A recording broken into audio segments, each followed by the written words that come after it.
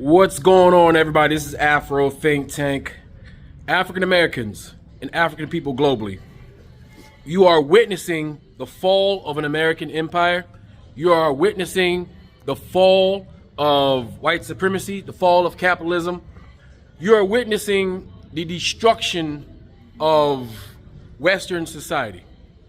You may not feel it, you may not realize it, you may be in denial, you may not be able to recognize it because you've never been in a falling society before. Neither have I.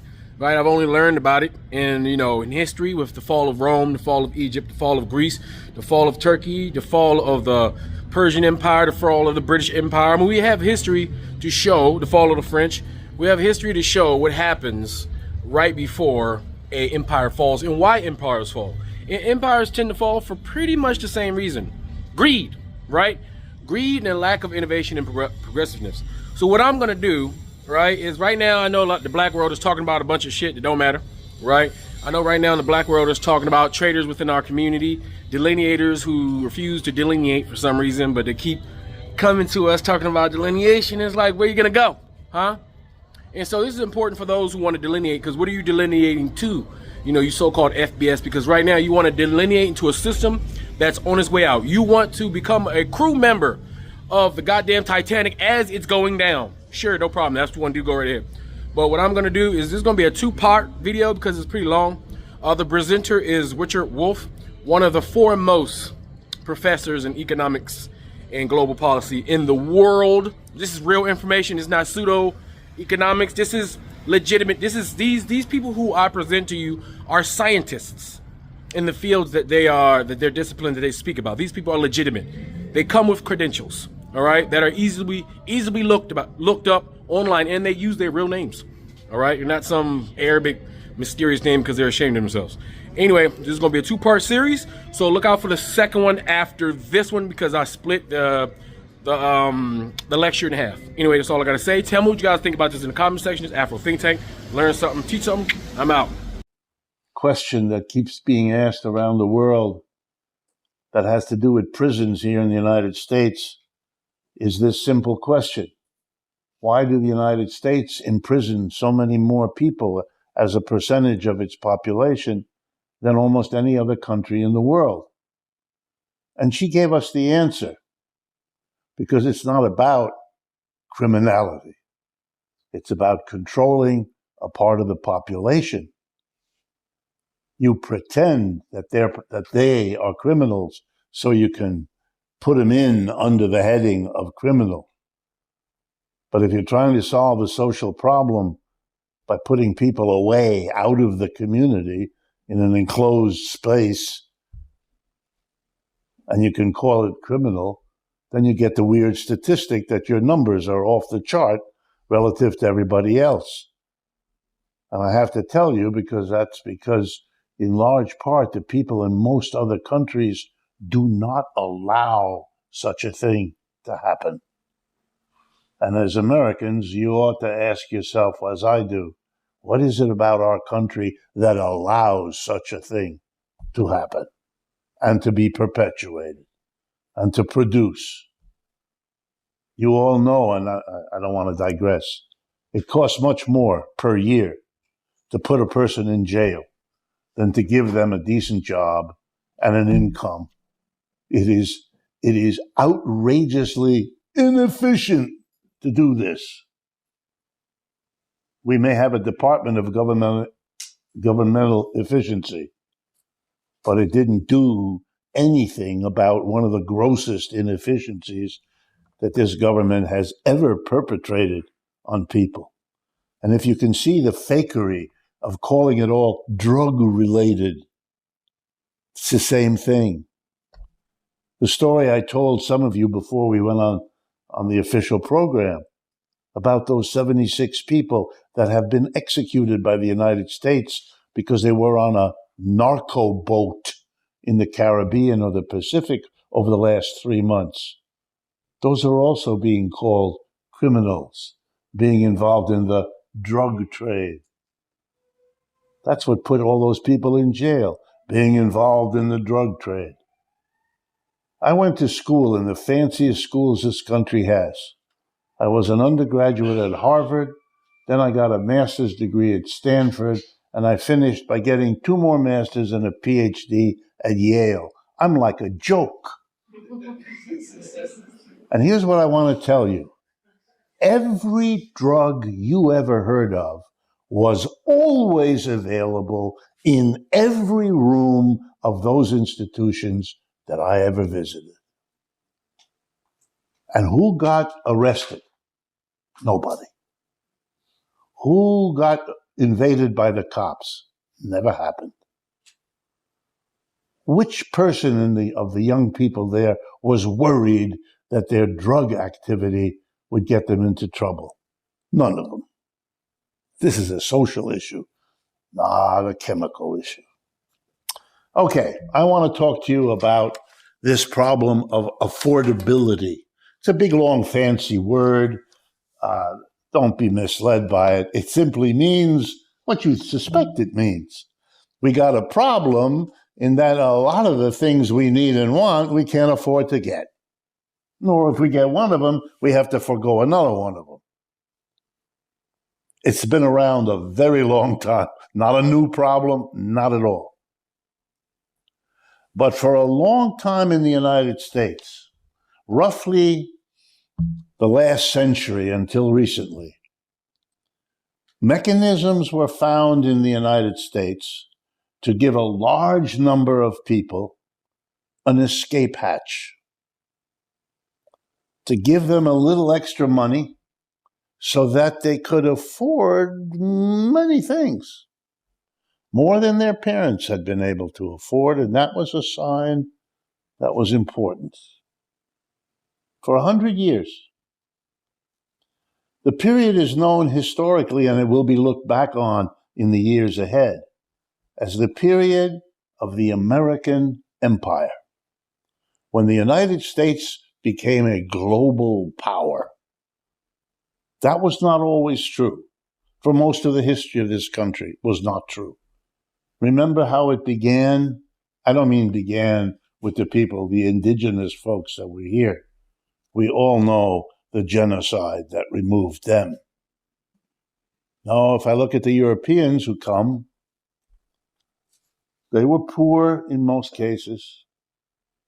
They were criminals back home, running away. People in awkward circumstances, which is what the phrase is in German. And they came here, and they had a fairly hard-scrabble life. They were given land that had been taken away from the indigenous people and so forth. You know the story. But it was only really World War II. So, a lot of American history from the time of the Independence War of 1776 to World War II, 1942. That's a long time. We were not an empire then. We had been a colony of somebody else's empire, remember? The British. They had a big empire too. What's left of that? Nothing. You know what England is now? A poor, wet, cold island off of the mainland of Europe. That's what it is. It's one of the few countries of the Western world that's in worse shape than we are. Much worse.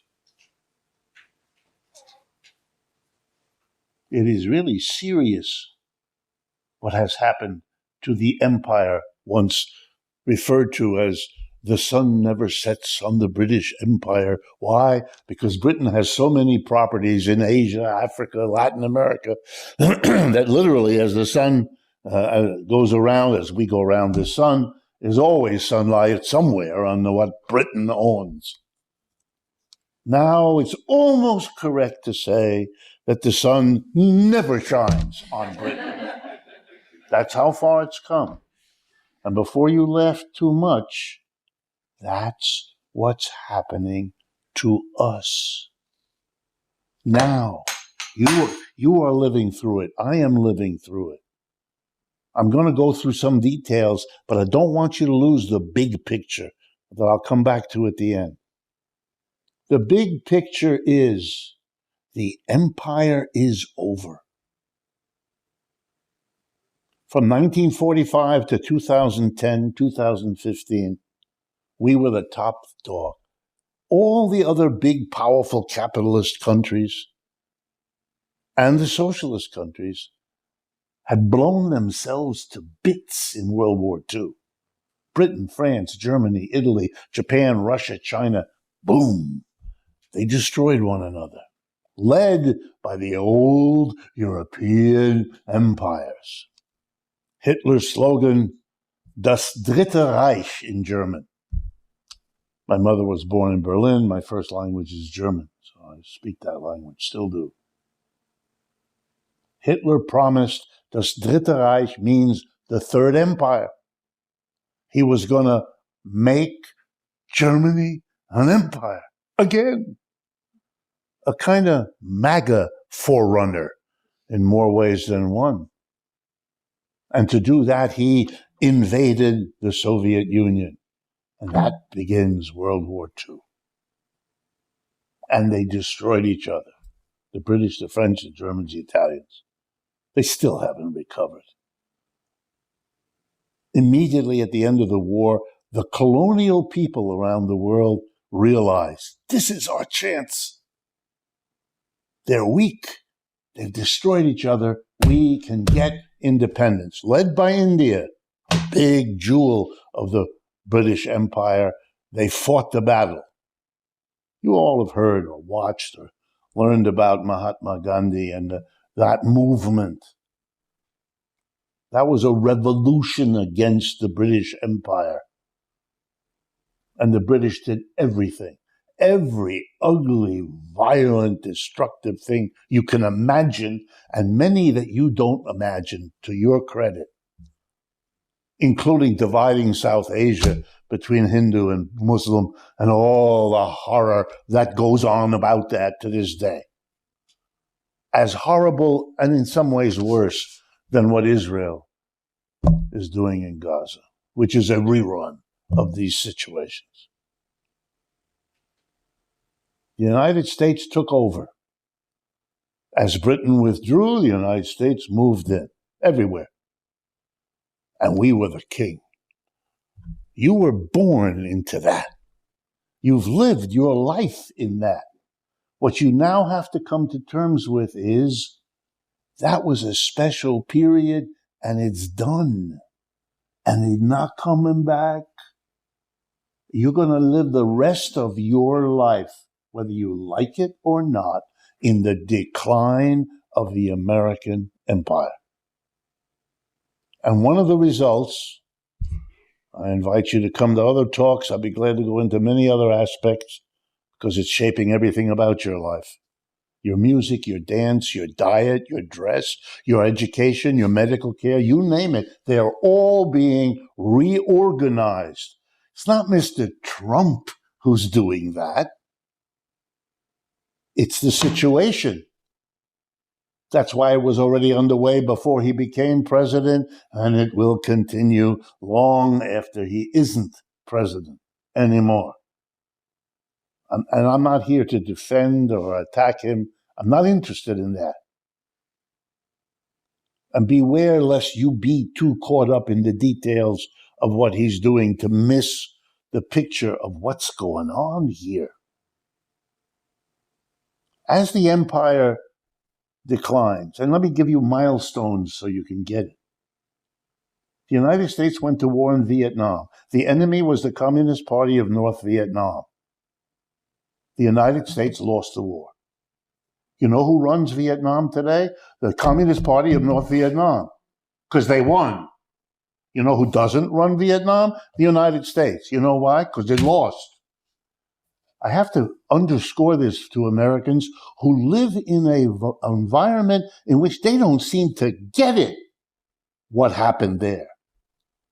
Now, I'll pick another one. Afghanistan. The enemy there is called the Taliban. The United States went to war against the Taliban, and the United States lost, and the Taliban won. You know how I know? Because who runs Afghanistan today? Let me tell you, in case you're wondering, the Taliban. That's a clue about who won and who lost. Ukraine is in the process of being lost. There you had the United States, all of Europe, and the Ukraine army, all going to work against Russia. Russia won, the West lost. That's why the Europeans are crazy these days about Russia. This is not the way this was supposed to go. The Russians were supposed to be defeated. Propaganda in this country transformed Mr. Putin into Joseph Stalin in order to facilitate the process. But nobody should be fooled. I could go on. Once upon a time, the dollar was the global currency. It isn't anymore. It now has to compete with the euro, but also the Chinese currency, the Indian rupee, all kinds of currencies that are becoming important. The empire is over, and the empire can't deliver the wealth it once did to the United States. The wealth that comes from having your currency be the world's currency. Your army controlling the whole world. The war in the Caribbean, the killing of those people in the boats, it's got nothing to do with drugs. That's the story you tell the American people because they're gullible enough to actually believe it. This is a part of a war to take over Venezuela because it has the greatest, in case you're not aware of it, supply of oil under the ground in the world, more than Russia, more than Saudi Arabia. It is a jewel in the maneuvering around oil. And the United States is very embarrassed by having lost in Vietnam, lost in Afghanistan, lost in Iraq, lost in Ukraine, so it has to win somewhere. And Venezuela offers 2 for 1, a victory and the oil. What are you going to do? Is it possible? Yeah. I want to turn now to affordability. What's that about? It's when you can't afford to buy stuff. Well, everything that's happening in this country now, everything is about that. Everything is a process of making more and more of the wealth unaffordable to more and more of the people. I'm sorry, I don't mean to upset you. On the other hand, you do want to know what's going on. You're better off to know than to be hit by a tsunami because you were facing the wrong way. What do I mean? Well, you might be surprised at some of the things you all know are going on. I'm going to pull them together for you. Why in the world would a wealthy country, as Andrea James just reminded us we are, why would a wealthy country turn to the 42 million poorest people in the country who depend on the food stamp, the SNAP program, and take away their SNAP eligible, their ability to get the food. Food. Not a luxurious home, food for the poor. Why would you do that? Why would the leading political party, the Republican Party and Mr. Trump, take the lead in doing that? What a strange thing to do. Wait a minute. It isn't strange because it saves money. It's money the government doesn't have to spend on the SNAP program. Just like, firing huge numbers of public employees. You know, Elon Musk and that several months we all watched as they were bringing efficiency. I have been hired to do efficiency studies. If you do an efficiency study, you hire experts, you pay them a lot of money, and they study very carefully what's going on and come up with some suggestions. That's an efficiency study. Elon Musk knows that's an efficiency study because he buys them for his various operations, as all big corporations do. What he did for Mr. Trump and with Mr. Trump had nothing to do with efficiency. It had to do with the government saving a lot of money. Fire all those people. What do we need an education department for? Education should be left in the hands of the parents who know what's best for their children. That's exactly as honest as saying you're killing those people in the boats because they might be carrying drugs. Come on, you do know. You don't want to face what you're being told because it's demeaning to understand how little your leaders respect in you. I don't want to face it either. On the other hand, I get a perverse joy out of facing it. And you're subjected to it for the next few minutes. So, you save money with this. You call it efficiency. And you hope most people who efficiency. I mean, a good thing, efficiency. After 4 months, it peters out. You know why? Because people figure out this has got nothing to do with efficiency. And now the pushback begins. All those people thrown out of work, they go to court. They want their job back. The procedures that are in place about how you fire people were never followed. Remember, Elon Musk came in with his baseball cap and his limited mental capabilities and did his thing. I know we are supposed to believe that this is a genius. I know we're supposed to believe it. And many of us do, because we make an equation. If he's got that much money, he must be smart. Sad that you should believe that. After a few months, he couldn't do it anymore. So Mr. President had to come up with another way to save money. He shut the government down. Brilliant. 4 months of efficiency, and now some months of nothing at all. We cut everything. We stop everything. Who does this kind of thing? Somebody who's desperate. Why would the president be desperate to do this? Stick it to the people who depend on food stamps. Lay off all those air traffic controllers, making it impossible for anyone to go on an airplane in the country, which, if you had half a brain, he'd know the biggest users of our airplanes are corporations. They're now going to be interrupted because they can't take a flight anywhere, whereupon the government has to stop being shut down, which, as we speak, is being voted in Washington. But be sure, he'll come up with another one. What is this desperation to save money by not spending? In order for me to explain that to you, which I'm going to do in a moment, I got to show you the connection to affordability. These are all specific ways of making affordability worse. He's taking away the capacity to buy from more and more people. The fired federal worker, the person who can't get the support for the welfare program they're getting, the air traffic controller who hasn't been paid for 40 days. And you know what he does? He has to go and borrow money to pay for the basics because he has no income and he has a mortgage to meet and he has this and he had that. So he borrows money. But of course, if he borrows money, he has to pay interest.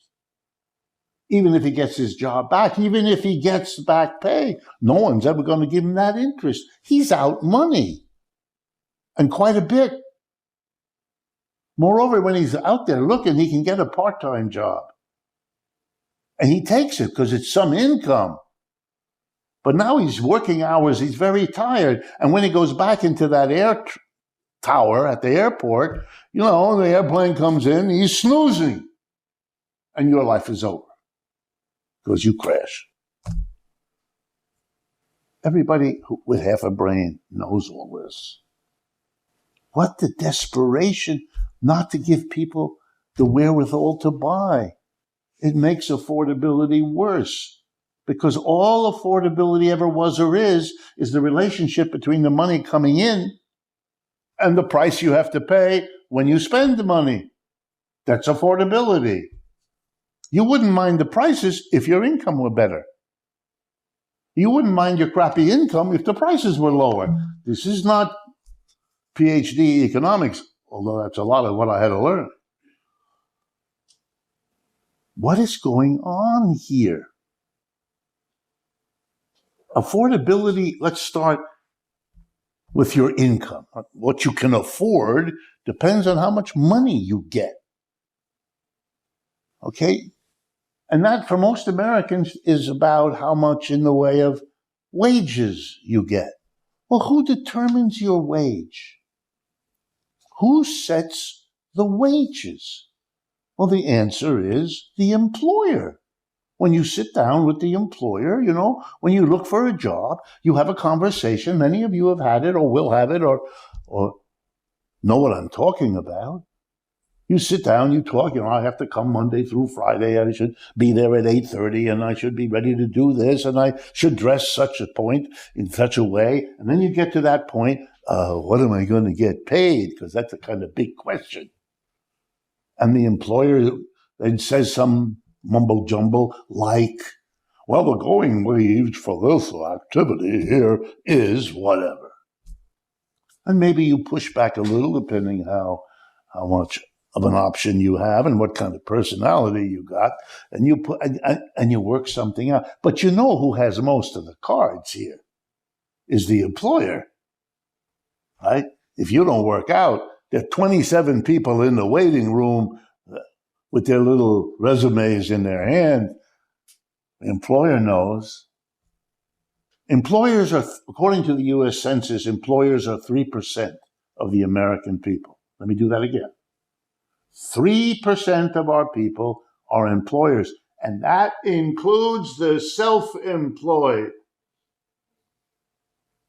In other words, the wages of the whole society are determined by 3% of the people.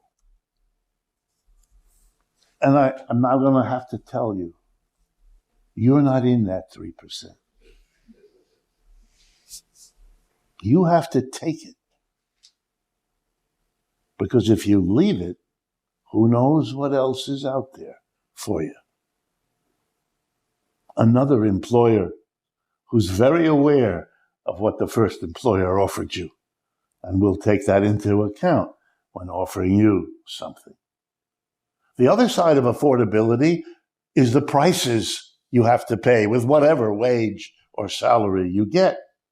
Well, let's ask the same question. Who determines the prices? Ready? The same people. The same 3%. If you ever worked in an office, a factory, a store, were you called in as an employee to help participate in deciding what the prices would be of whatever it is you're helping to make? Of course not. You're a worker. You're an employee. You don't make those decisions. Those are made by the employers. They decide the prices they put on things. So let's see now. This is higher mathematics. The same 3% who determine your wage are the same 3% who are determining the prices you pay. If they want to squeeze you, this is the easiest thing to do. You just squeeze a little on the one end and you squeeze a little on the other end. And between the two, you get the squeeze done. You make more and more of the wealth of the country unaffordable. The biggest issue you all know in this country right now, rent. Housing is unaffordable. A healthy society spends, that work has been done, 24% of your wage on your housing. If you're spending more than that, you are being abused, ripped off. That, by the way, it's a universal number used around the world by the UN, everybody else. If you go to places like Vienna, for those of you that are interested, if you ever want to understand how a city, one of the major cities of Europe, Vienna, has solved its housing problem 100 years ago. It's because in Vienna, half the apartments are owned by the government or in a partnership between government and private. Half. And the wages are set as a percentage of your income. It's a spectacular success story, which is why you've never heard of it. You live in a country where that is. We have 800 meetings every year about the housing problem. Much cheaper, take the people on an airplane, fly to Vienna, spend 2 hours, and you'll be done. No problem. Just copy a popular. And you know, by the way, who did that? Socialists.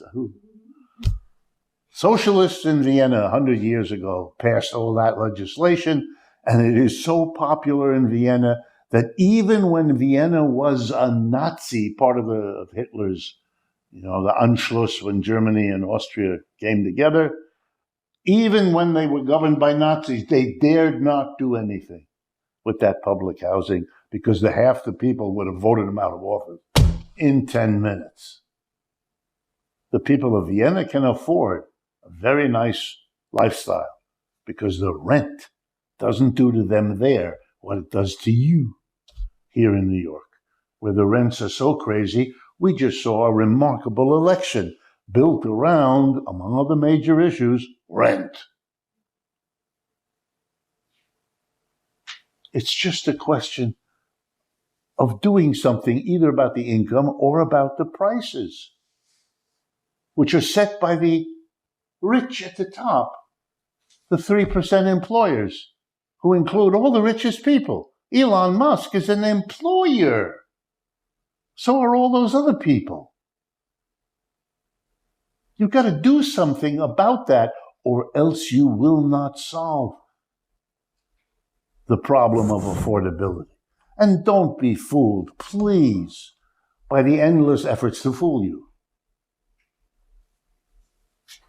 When you're watching TV and you see an ad for soap, and there's a lovely young person in the shower soaping himself or herself up, and the announcer comes on and says, if you use this soap overnight, your sex life will get so much better.